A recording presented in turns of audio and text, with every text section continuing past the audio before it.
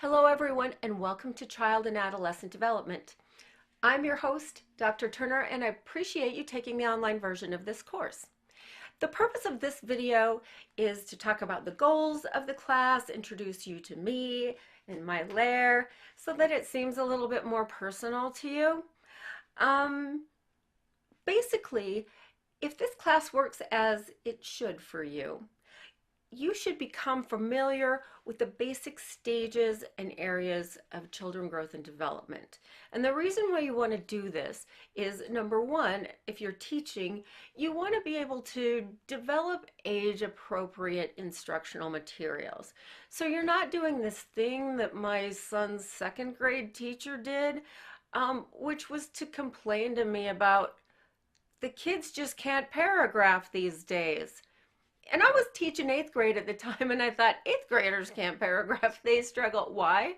Because it's abstract and it's difficult and it's symbolic and its language is not, just because you push a kid to do something doesn't mean they can do it, because there's real development taking place in the brain, in the body, in the psyche, and social networks. So that you are not ridiculously hoping or asking or trying to shove kids into being something that they're not ready to be, this is your class. It will help you be more compassionate. I also hope that it helps you recognize developmental delays. Like, well, some diversity is appropriate. At what point do you start to really wonder if something's wrong? We'll be talking about that too. I also am hoping that this class helps you really appreciate all the facets that go into making us who we are. From the social factors, environmental factors, genetic factors. This is so complex and so interesting. And finally, I'm hoping that this class helps you celebrate diversity and find some compassion for students who are different from other students who may be struggling with stuff like sexual development. We're going to talk about all that stuff that is prickly and difficult and sometimes causes your students, yourselves maybe, great duress as we become more developmentally, hopefully sophisticated humans. So, something you're going to notice as we go into this class is I'm always going to have an emphasis on language. Meaning that even in your discussion posts, which you'll also slip a copy to me in the Dropbox, I'll always be asking for like terms from the book, quotes from the book, either one.